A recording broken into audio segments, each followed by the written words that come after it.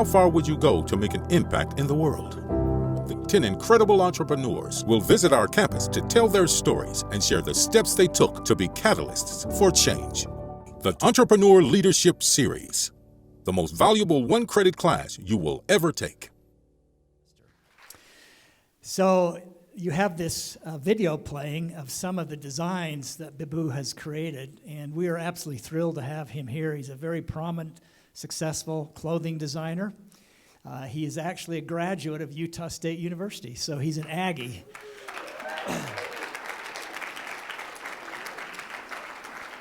He was here for 2.5 years and did a master's degree here. And then he went on, and one of his first jobs, he was the design director for J.Mendel. And then in 2008, he decided it was time to launch his own business. So he's a very successful designer and a successful entrepreneur. He designs just beautiful, gorgeous signature dresses and sharply cut jackets. He's designed for politicians and celebrities, Gwyneth Paltrow, Michelle Obama. And we're just going to play this video while we speak. We've decided to do a question-answer format tonight. So Bibhu's going to come up here in a minute, and I'm going to ask him questions for a while, and then we're going to open up to you to ask as many questions as you can in the time that we have. So be thinking about things along the way that you'd like to ask him. But Bibhu is a very successful, prominent individual. He's won many awards, just a few of them. He was a finalist for the Women's Apparel Rising Star Award, the Young Inventors Award from the National Arts Club, and he's a member of the Council of Fashion Designers. So please welcome with me Bibhu Mohapatra.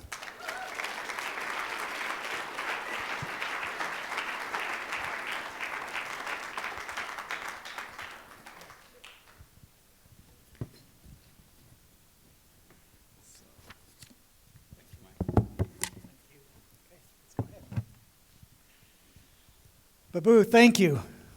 This mic is for you right there. Let's turn it on. And I've asked Bibhu to start by just giving us his background, his early years. Tell us a little bit about him and where he's from and his early years of life. Well, hi all. Thank you, Mike, and thank you, USU, for having me here, and I'm very excited to be here. About my childhood, I had a very happy childhood with a lot of love from a pretty large family. Some of them are here, actually, sitting there. Reasons for me coming to USU in the first place. But I had a very happy life growing up. My mother was a homemaker, but she was very creative. And my dad was an engineer, also very creative, but very technical. And my mother taught me how to sew as a young kid, and my dad, our weekend project was to take apart his bike, and we had to put it back together before the sundown. Mostly we put it back together, and it was a mess in the front of the house. But it gave me my mother gave me the creativity with fabric. My dad gave me the technical side of my thinking. So when I design, I try to think inside out of a garment and what it does on the different body types. So I have that. And I was the youngest. I got away with a lot of things that rest of my siblings didn't. So it was, and I grew up on the east coast of India, a state called Odisha, filled with incredible craft, beautiful textiles, jewelry, temples, incredible food. All those things still, they were sort of foundations of my creative thinking. And but we took for granted because I was born there. But now when I left India, all those memories became very vivid. And that's my library of creative resources I fall back on. And by default, they come out as I'm sketching something and putting fabrics together and colors together. So I had a very happy life, happy childhood, and I wouldn't trade it for anything. Great, thank you. So somewhere along the line, you decided you wanted to design apparel. I know when you started here, you started in economics and switched to fashion design. Tell us about where did the passion come from to move in that direction and make that your career? It's, I think I was like 12 or 13 years old, and my mother taught me how to sew because she was making things out of textiles. And so one day she got up from her sewing machine and she's like, okay, you want to try it? Just don't sew your fingers together, but feel free to go crazy. And I did. And I have a sister who sort of became my first muse. And so I would take my mom's old saris or bed sheets, start cutting up, because for me it was creating something, giving shape to something very flat. And I enjoyed that. And it was sort of mindless. I was not thinking much, but I was just creating shapes. And my sister made a deal one day. She wanted to be supportive, but she said, like, I will support you, but I'll just wear it at home. Don't ask me to go out. So that tells you how it is. And then very soon, Sarita, my cousin who's here, who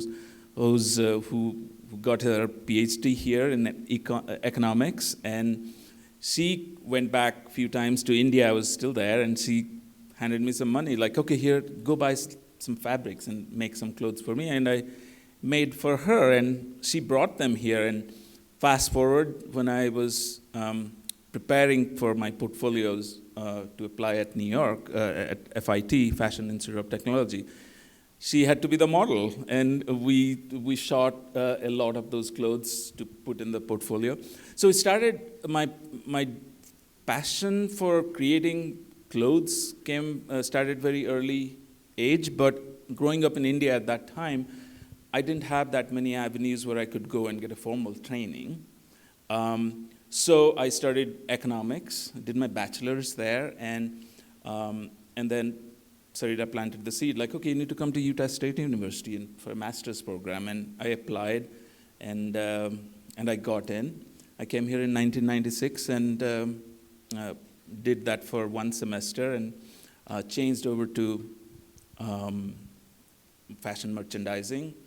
And then during that time, I prepared for a degree in fashion design in New York. Great. Sarita, I don't want to embarrass you, but I think you need to stand up because you brought Bibhu to Utah State University. You need to meet Bibhu's cousin, Sarita.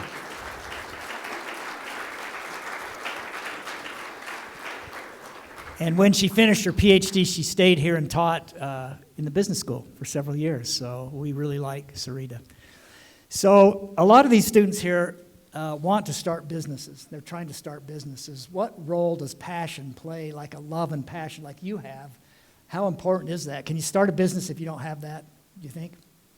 I guess you can start, but to me, I think passion is a pretty key ingredient in the whole recipe of creating a business and being an entrepreneur, because it's a path that you choose to go on because you believe in something, you're passionate about something. But as you are building the business and its identity and establishing what its DNA is going to be, days are not the same. There are a lot of surprises on the way, and you have to be really in love with what you're committed to in order to sort of make it through those tough times. And then if you go through those curves and hills and mountains, only thing that holds you together is that passion and your dreams from the day you decided to embark on that journey. So I think it's important to have that love for that craft or for that idea that you fell for. And as you sort of look at it and review it as you go through the journey, that passion gets filtered through, it gets refined. And as long as you are ready and willing to pivot and change and evolve, you can make anything you want. So we have a saying in our Center for Entrepreneurship, and we say one of the real advantages of being an entrepreneur is you get to choose when you work your 80 hours a week. You have complete freedom. And so what is the role of hard work and perseverance? I mean, how critical is that in actually building a sustainable business? I think to create a sustainable and successful business, you have to be a leader. And you cannot be a leader if you don't have an incredible team to lead. And to find those individuals or those minds to make your team, you need to show that work ethic, that commitment, and you become the role model. And with that, you build a successful team. And I know from my experience, I have a tiny but I call them tiny but mighty team. Without them, I wouldn't be doing any of this that I do. So I think work ethic is something that becomes a part of the culture that you establish of your business. And it should be sort of from the early on, because that's the culture that sort of permeates through any new team members that joins in. From simplest things to most complicated things. If a problem arises, the teamwork will make sure that a solution is found. So for me, when I came here, coming to America, was many good lessons, and work ethic is something that I learned the minute I landed here, and I had to strike that balance of studying and also getting a job, paying for my basic necessities. But I was enjoying it, I was loving it, and it was a puzzle, but I was, thanks to, again, my cousin Sandeep, who's not here today, who's in Canada. So they all sort of helped me sort it out. Okay, this is how you do it, this is the job board, and you apply for. So I got my first job at the university, and I was very happy, and I put in my 5 p.m. to 9 p.m. work there 5 days a week.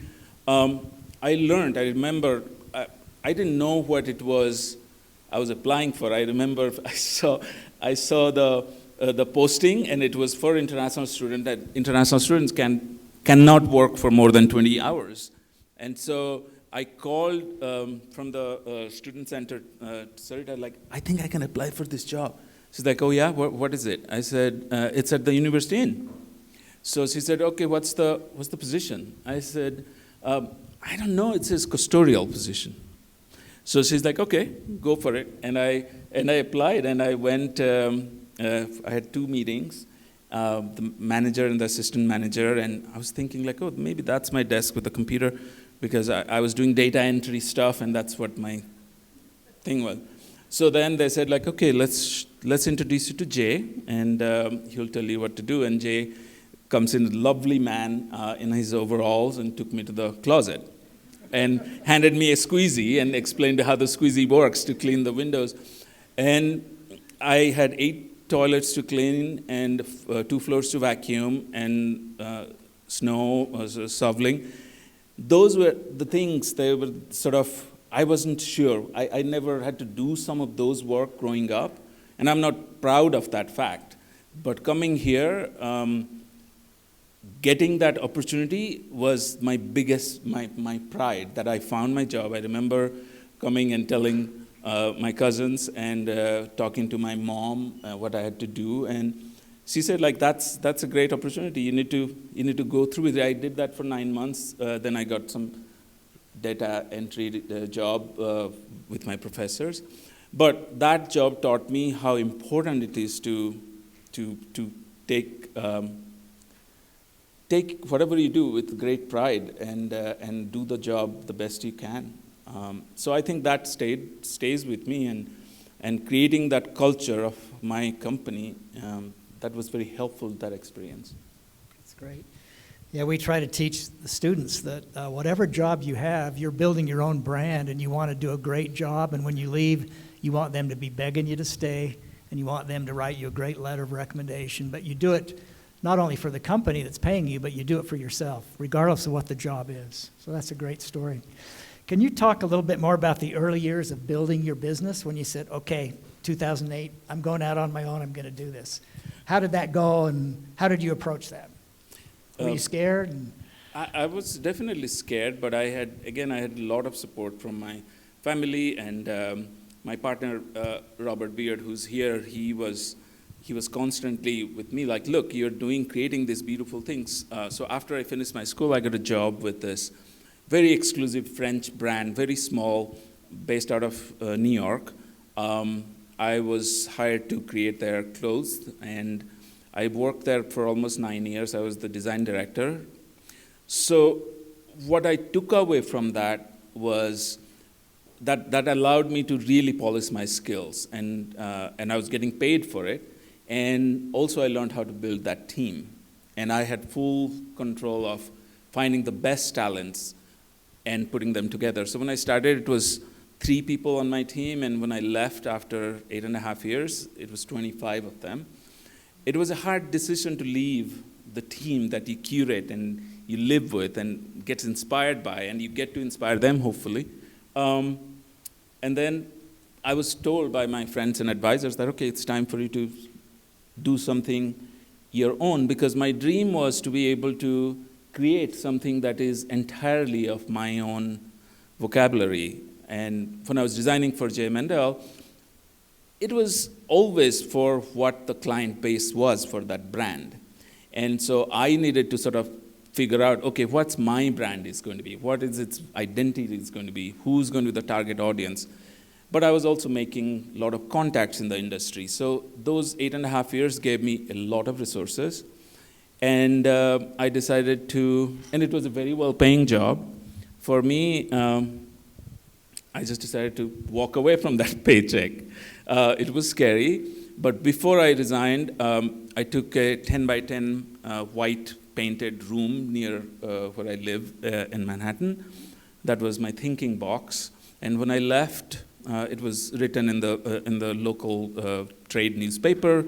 So people knew I left J.Mendel, and I took a few months off, went to Europe to clear my head, came back, and I got a phone call from Bergdorf Goodman, which is it's a premium department store in the United States. And the buyer's office called me, okay, we heard you left, are you doing something for us? And also 2007 and 8, it's the recession. It's the toughest time to start a business. So I said, okay, give me 6 months, and then I put together a collection of 16 looks with fall 2009 collection. And it was scary, but I was glad that I was able to start it there and then, and I had a lot of support. Everyone came to see it. No one bought the collection except for one store in Connecticut, which was good. It was one because some orders came, we had to figure out, okay, we have to produce it and deliver it on time. So we did okay in the first collection, but then it doesn't stop there. By the time you finish one collection and sell it, you are already working on the next one. So it's all very layered. So yeah, that's how I started. I sort of jumped into it, but I have to credit a lot of people, Robert and my friend Lauren, who's took me for drinks one night and brainwashed me, and next week I resigned to start my brand. So we tell the students, you can tell me if you think this is good advice. It might not be anymore, but if you don't have a viable business opportunity that you've vetted when you get out of school, we say go get a job in the industry that you love and then make the connections, learn about the suppliers, the customers, and it sounds like that's what led to your success, is you really knew that industry from working in the industry. How critical do you think that is to launching a successful company? Could you have done it right out of school without that experience? There are examples, people have done it, but you have to have the connections and the knowledge and a lot of money to start a business in luxury market. But for me, I knew that, okay, I need to really understand what this business is about.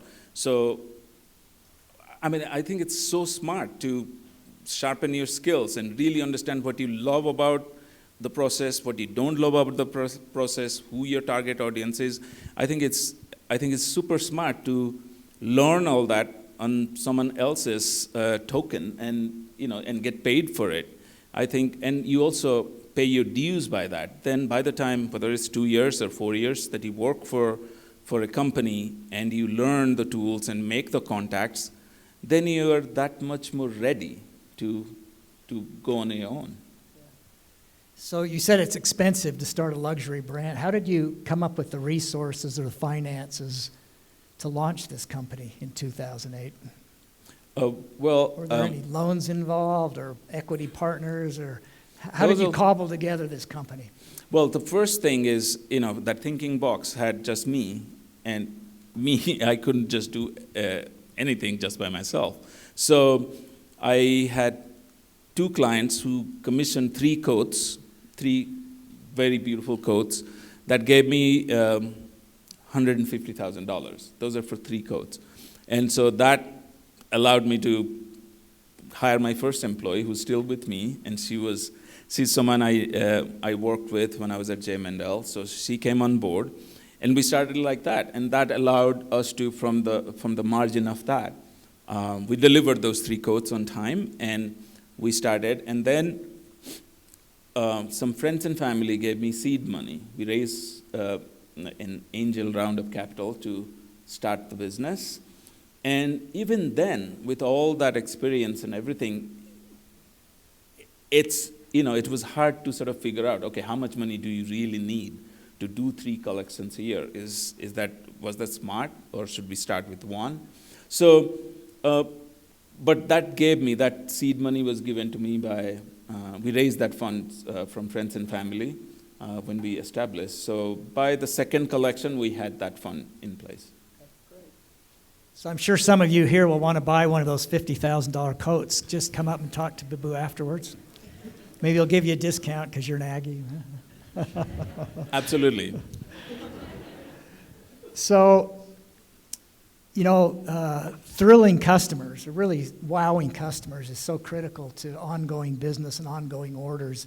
Is there something you've learned or advice you have about how do you make sure those customers are absolutely thrilled with what you do for them? I think it goes back to when I was talking about establishing a culture behind your brand, and that becomes so integral to the identity of your brand. So when you're selling something that is $100 or $10,000, you give them an experience that they will remember, hopefully, not only when they come into the studio, but or to your atelier or to your store, but also when they put on that piece of clothing that transforms them. They feel empowered. So it's quality and it's service, and it's also maintaining that relationship. These 3 things always stay. If someone walks in new to our atelier, we show them and we treat them like precious individuals, which they are, because they took interest in our product, and then if they fall in love with something and they take it home, we make sure that the relationship is we're that much more committed to them. So if there's some issues, or if they want to modify something, we always receive them same way like we received them the first time. So the relationships that we establish, we make sure that we maintain in the same way. So we started with those 2 clients, and now we have quite a few, and all over the world. So some of them we haven't even met. We just communicate, and they fall in love with something. They go to my Instagram, they take a screenshot, and they purchase something. So quality is everything, because we take great pride in what we make, and we make everything in New York. The stories of different people involved in the process are also told. We tell the client that, okay, this fabric comes from Italy, and the embroidery is done by artisans in India in different parts, and their story intertwined with ours makes the whole thing real and authentic, and it's important to tell that authentic story to the client.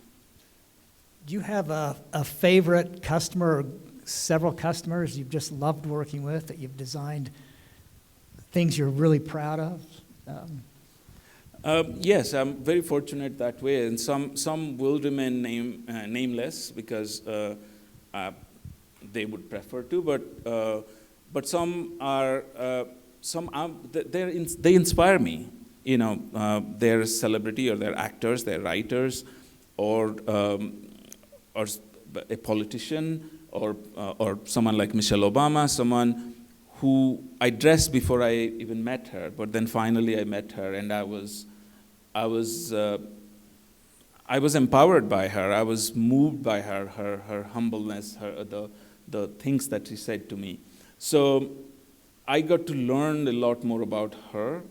Same thing with someone like Glenn Close, who comes to my studio, and we sort of met a few times, and then we became friendly, really friendly, and she would show her funny side and fall in love with some things, and we create things. So I think for me, being inspired by them is key, and I enjoy those relationships. And some of them I don't even get to meet, but we just test them. So you've mentioned the team several times, and we agree teams are important. Have you learned things about selecting the right team members and creating the right culture? What advice would you have for these students about how to do that? How do you get the right people on the team and in the company? Because our investors will often say to us, I would rather have an A team with a B product than an A product with a B team, and they really value that team. So what have you learned about putting teams together? See, we're a small company, right? So we don't have a room to make mistakes. Whether we're designing something or hiring someone, if we're spending our resources, we want to make sure that we make the right decision. We try. So, sure, we have selected team members that have worked for a certain time and then hasn't, but most of our team members, they work with us as an intern, or they work with us sort of on a consultancy basis, and then they become full-time members, because it's like, courting each other, and, they also have to really like what we do, and if they believe in what we do, and if they think it's their calling, then they should be a part of us, and we should make sure that they're a part of it. So it's really getting to know each other and respecting each other, and I look forward to being inspired by them. And it's not just me inspiring them. I get inspired by them. So we give it time. We get to know each other, and honesty is the key about establishing that relationship.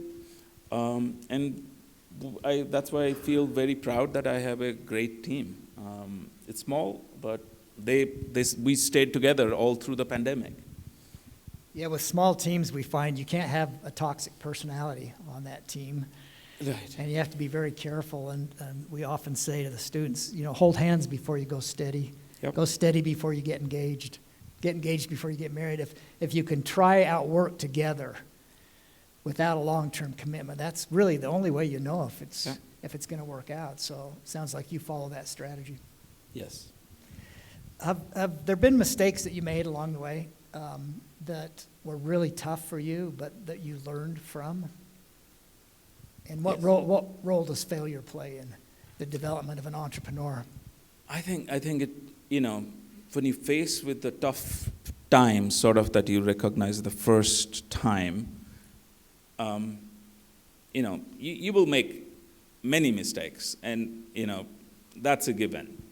But I always say that I hold my failures closer to me than my successes, because those were the guidelines that allow us as a team to stay the course and be focused.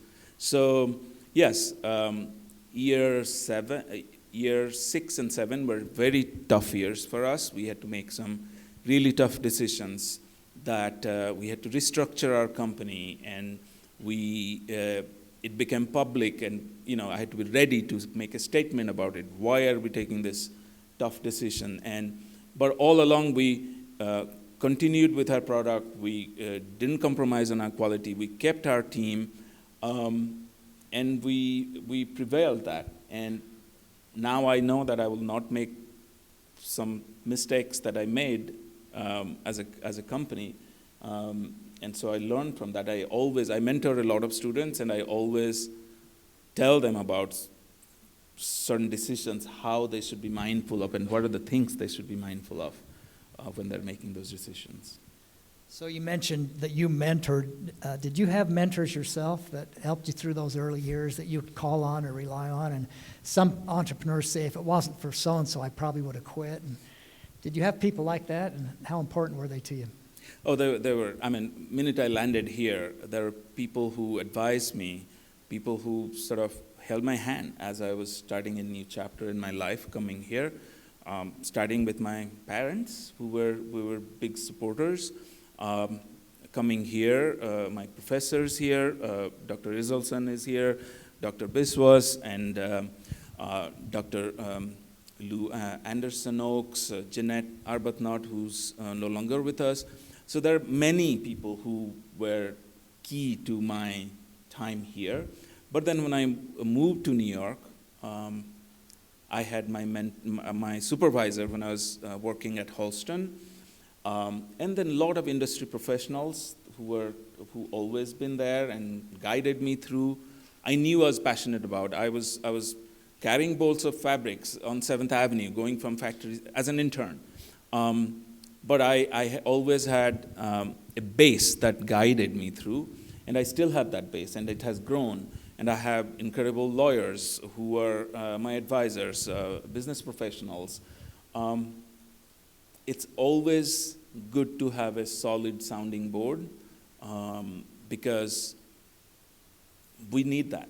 We always need that, especially if we are trying to pivot, trying to evolve, trying to take on a new direction. It's always good to have minds around you who will advise you for or against something. Do you have any advice for these great students about how they find mentors? Is there something that when I'm sure people approach you and they want your mentorship, and you can't mentor everybody. Is there something they can do to find the people that can really help them that seems to work? I think whatever your fields are, I think these days, DMs are pretty good. Like if you follow someone on social media, I think you'll find people responding to. And before you even make a connection, just identify who are your ideal mentors, who are the people you want to spend some moments with so that the ideas can be exchanged. But I think in your respective fields, I think if you look around and identify who those individuals are and reach out to them. For me, I met a lot of my advisors and mentors through CFDA, which is the Council of Fashion Designers of America, where all the American designers, most of the American designers are a member of. So depending on your needs, CFDA will match you up with professionals from the industry who would guide you for a period of time or for a longer period of time. So I think you have to do the first groundwork is identify who would be those individuals. If you're in art, who are those 3 artists that you would love to have a board with or visit their studio? Or who's that acting guru that you want to spend some time with? And then to reach out to them. But I'm sure within your fields you can find organizations who could match you up with mentors and business advisors. So a couple more questions, then we're going to turn the time over to you, students, okay? So be thinking of great questions you want to ask. We have plenty of time.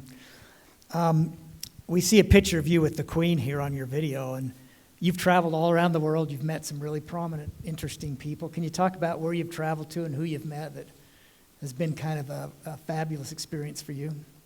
Yeah, I mean, traveling is like brain food for me, for my creativity, and but it's not just sightseeing. For me, meeting people and you get to know the culture when you meet the locals and their food and their craft. And so I haven't seen much of the world, but I have, any chance I get, I go and travel and visit a new place. Morocco is one of those places, and Turkey, traveling through China. But meeting, they don't have to be prominent people. They can be the locals or the artists and the artisans. And even looking at my own country and traveling through there and meeting different artisans who create beautiful craft and not only create but play a key role in preserving some of these ancient crafts. That's very important to me, and that helps me sort of retain my creative sanity. What was it like meeting the Queen? First of all, when I got some email, I thought it was a scam. So I didn't respond, and the email was open, and There she is right there. yes, and so Robert saw my email, and he sent a reply without asking me, and he's like, "Did you reply to this?" I'm like, "Oh, that's a scam."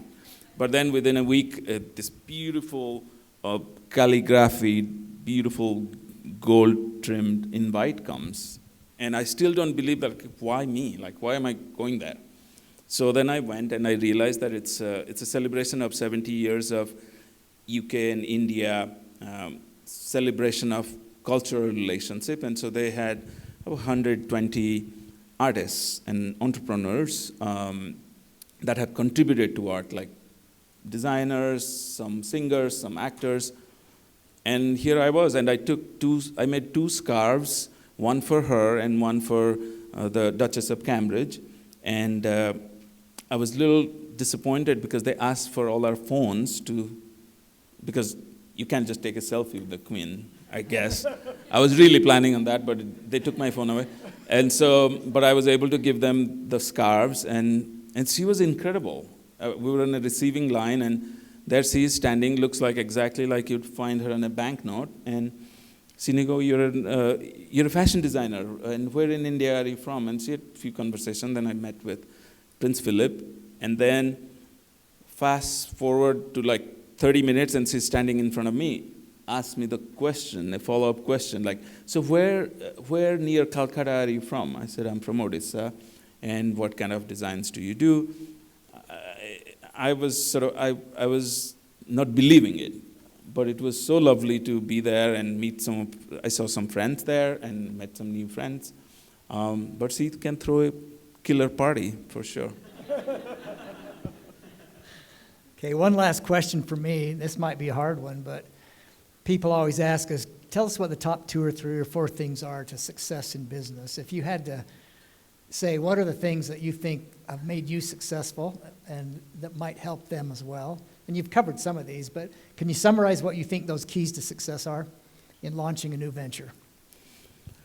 I think having a solid plan is the key, and solid plan doesn't mean that it's set in stone. The plan you should be able to change the plan because our surroundings are changing, the requirements are changing, and the technology around us has taken everything to a different level.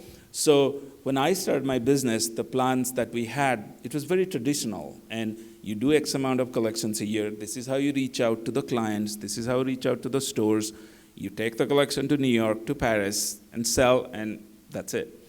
But now it's a whole different ballgame. Now you have to be savvy with your social media. You have to know how to attend to your general mailbox that is on your website because people seriously email and asking about your product, information about your brand. So staying sort of ahead of the curve in sort of developments in the surroundings of your business is the key. So it's good to have a solid business plan, but you should be able to morph it as your surroundings changes.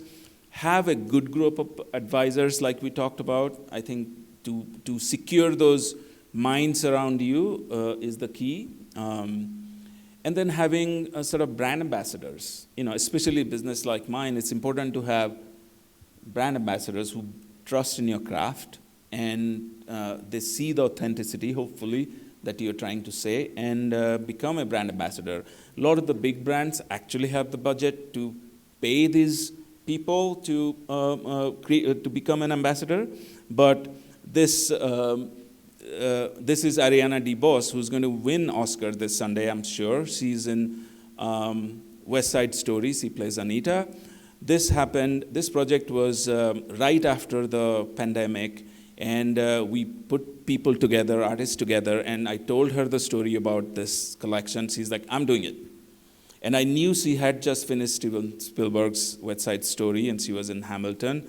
I was surprised that she jumped on it, and she's like, I'm going to do it. I was like, okay, I have to talk to your managers. How do I pay you? She's like, I don't care. You deal with them, but I'm coming to the set. She came, and we did this film together. I think it's important to tell your story in the most authentic way, in the most honest way, and then you will have people believing in you. And that's the example of it. And I'm so proud that we put this film together in one day. And this was a collection that was, I would say, like commercially most successful, just out of pandemic in 2020. Bibhu, thank you. This has been awesome. Thank you. So let's have questions from the audience. We have time. Yeah, go ahead. Yes. Can you just stand and speak loudly so they can pick it up? First of all, appreciate your experiences and all that. But I was just curious, like, what's some senior data that you picked up along the way that really helped you get to this next level? I think I got a lot of information when I was working for this brand that I talked about, and I got to know how to identify the target audience and what are the key things to keep in mind when you're designing a piece of clothing, for example, and you consider it luxury, and how important it is to give your target audience a good experience. All those things I would not have had if I had started my business right out of school. So team building, knowing who the ultimate target customer is, and how to create a product of quality that has a longevity beyond a season. So those are some of the things that I learned and accumulated over the period of 8 years that helped me. Thank you. Great, thanks. Great question. Okay, what else? Please, yes, just stand up and speak loudly. Many businesses go through bankruptcy. What do you recommend for anyone who wants to prepare for possibility of surviving? I think if you get to that stage, and hopefully you would know if the business can sustain itself. So sometimes you go through with it voluntarily and have a restructuring plan, so you emerge out of it. But it's not an easy decision to make, and you have to sort of go through with it and really have a clear vision and have that clarity ready to tell your team members and your industry that, okay, this is what we are doing, and this is our exit or emergence plan from that process. But it's a very difficult decision to make, and you can, if you make the right decision, you can avoid that for your business. Okay, great. Thank you. What else? Okay, please, yes.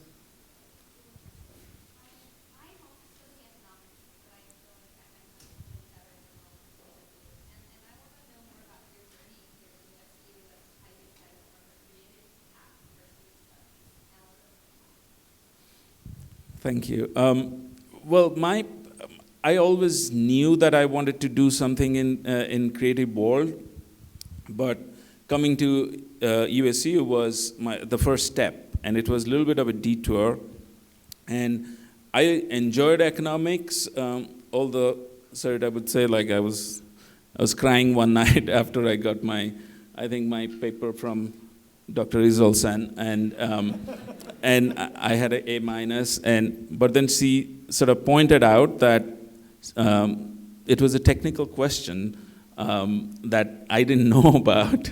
So next day I went to him, and he honored it. He's like, yeah, you will know that specific profession in Nevada is legal. So it was a tax question, and so I didn't know about that. So I think my plan was always to find a way to get to a creative program. So at that point, there was the fashion merchandising program that was being offered. So after the summer semester, I switched over to that, and then I was able to take a lot of art classes, a lot of creative classes while I was working on data entries, helping professors in their research programs. So then from there, I went to New York. So if you have a dream like that, I don't know I think you can figure it out. And now you have your phone, with the internet at your fingertips, so you can make it happen. How about the analytical skills that you learn in economics and how they can apply to fashion and other things? Has that skill set been helpful? Super helpful, and simply I say, like, the numbers are not Greek to me. You know, I can look at a spreadsheet. I can, you know, talking about data, like even like 12 years of our brand, I can look at what we did in the first collection to the 25th collection, and which are the which styles did well and why did they do well. So we can analyze that and really plan the next collection. So that's how it's been very helpful. Great. Okay, other questions? Way in the very back.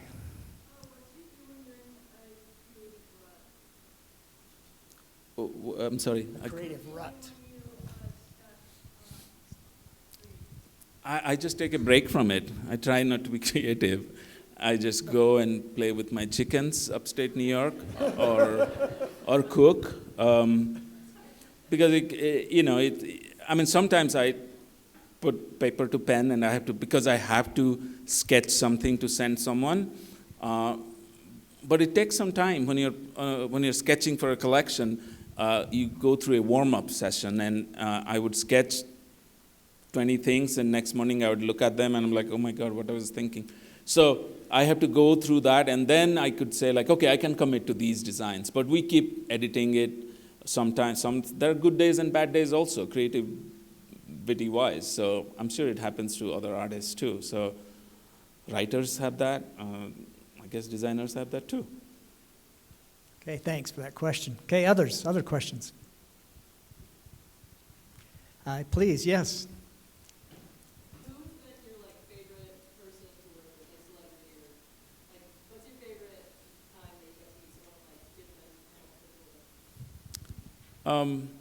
Just to dress them, you mean? I would say our former First Lady, Michelle Obama, she was great, and I always feel like I could spend more time with her.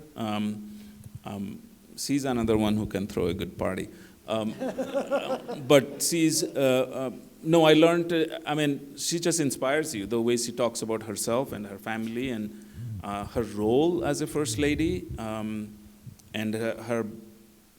she's someone who's very clear about her roots, and it's so important to hold on to those roots and really make it a part of your identity, because if you abandon those, then your identity gets blurry. So, and she has incredible taste and very inspiring. Okay, great, thank you. We have time for maybe a couple more. Yes, please, go ahead.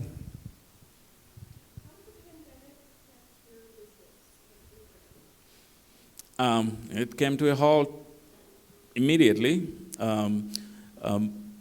March 2020, March 19th, that's when we had a meeting with my team. We delivered some things to a client. I don't know where she was going with those clothes, but because every plan was canceled, no one was having any events or anything. But we delivered, and we said, like, let's take a couple of weeks of break, and then we'll start again. That became 8 months. So everything stopped. Well, we said, like, okay, let's have Zoom meetings a couple of times a week. Then we realized that, okay, that's just, we're creative people. We need to use our hands and be together. So the Zoom things also stopped, but we stayed in touch. But we were planning. We were planning how, when we reopen, when New York City opens up, what should be our plan? We knew that we cannot continue the way we were operating, and all those fears of following the rules and being relevant, everything sort of shifted. And we were like, okay, we need to be extremely smart about what we have, identify our resources, our strength, and we tell that story, even if we had to make 10 things to make a collection. We're not going to do 45 looks. And that's what we decided, and we looked what we have. I got my team back. We made a small collection out of textiles that we had left over, the embroideries that we had left over. We put the collection together, and so that still is the fact that We're going to create responsibly, we're going to consume responsibly, and we're going to educate our customer to respect what they're purchasing and make it live in their closets for a longer period of time, not just toss it after one wear. So that's what we are planning to do, and we are very mindful of how we purchase things and how we create things. And hopefully that knowledge and that practice, we can sort of transfer it on to our target audience as well. Okay, let's have one more question. What's your morning routine? Get a breakfast sandwich and coffee to wake up, go to my studio. I try to get there before everyone gets there, so I can sort of organize myself. But once 9 o'clock happens, the floodgates open, everyone comes in. So it's that's sort of my time to sort of organize myself.